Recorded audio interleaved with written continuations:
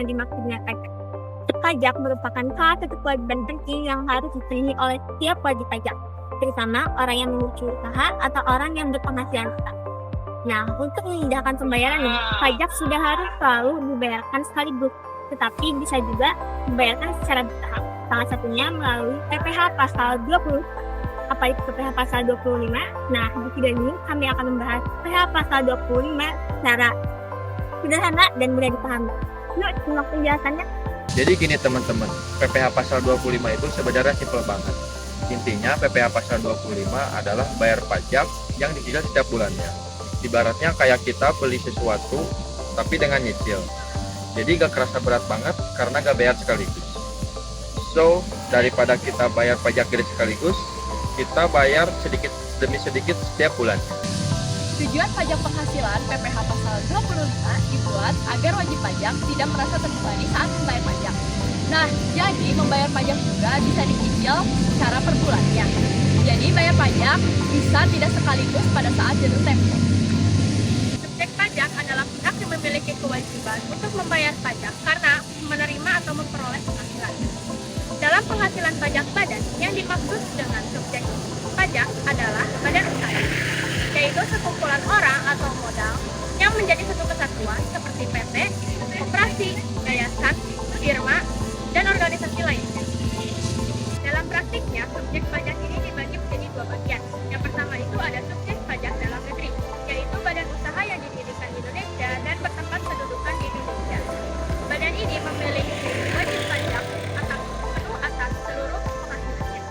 Dan yang kedua itu ada subjek pajak luar negeri, yaitu badan yang tidak didirikan di Indonesia tetapi menjalankan usaha di Indonesia. Biasanya itu melalui BUT atau bentuk usaha tetap. Badan ini hanya membayar pajak atas penghasilan yang berasal dari Indonesia. Nah, pas kalian dengar namanya, pasti langsung bingung duluan. Gimana sih caranya? Sebenarnya menghitung PPh 25 ini cukup simpel. Untuk pertama, orang pribadi kita hanya perlu menentukan terlebih dahulu pajak terutang. Setelah itu kita akan menggunakan tarif pajak pasal 17 Undang-Undang Pajak Penghasilan yang persentasenya mulai dari 5% sampai dengan 30% sesuai dengan batasan penghasilan.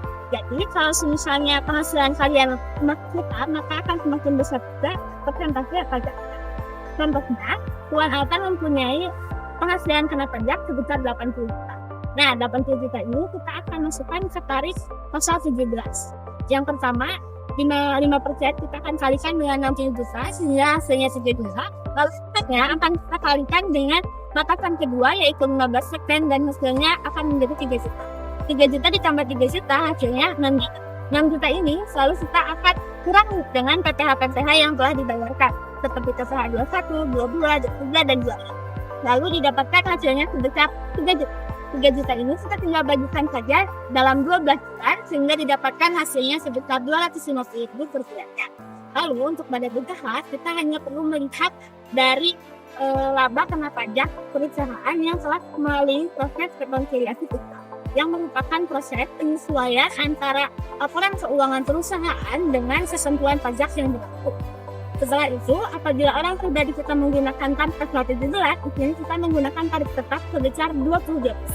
Contohnya, suatu perusahaan memiliki laba kena pajak sebesar 100 juta. Kita tinggal kalikan saja dengan 22%. Hasilnya sebesar 22 juta. 22 juta ini kita tinggal bagikan menjadi 12 bulan. Sehingga hasilnya didapatkan sebesar 1.839.000 per bulannya. Nah, ini Oke, jadi untuk batas waktu atau tempo pembayaran pajak PPh 25 ini adalah tanggal 15 pada bulan berikutnya. Contohnya seperti jika angsuran dibayarkan pada bulan April, maka terakhir pembayaran itu pada tanggal 15 Mei 2026. Nah, jika tanggal 15 tersebut bertepatan dengan tanggal merah atau bertepatan dengan pemilu atau bertepatan dengan hari Sabtu atau hari Minggu, maka pembayaran tersebut bisa dilakukan di hari kerja pada hari berikutnya tanpa dikenakan sanksi pembayaran apapun. Untuk sanksi keterlambatan, wajib pajak akan dikenakan biaya bunga per bulan berdasarkan tarif bunga sanksi administrasi yang ditetapkan oleh Menteri Keuangan berdasarkan UU Harmonisasi Peraturan Perpajakan atau HPP. Jadi buat teman-teman jangan lupa bayar pajak tepat waktu ya. Nah teman-teman, setelah kita memahami mengenai PPh 25, dari mulai pengertian, tujuan, definisi, serta subjek pajak ataupun wajib pajak yang harus melakukan pembayaran pajak hingga ke waktu pembayaran, bahkan sampai ke cara menghitungnya, maka kita sebagai warga negara Indonesia yang baik harus taat akan pajak, terutamanya apabila misalkan kita sudah memiliki penghasilan yang cukup dan juga memiliki kriteria-kriteria untuk membayar pajak, maka jangan lupa teman-teman untuk selalu membayar pajak, khususnya di PPh Pasal 25 yaitu di pajak penghasilan. Terima kasih.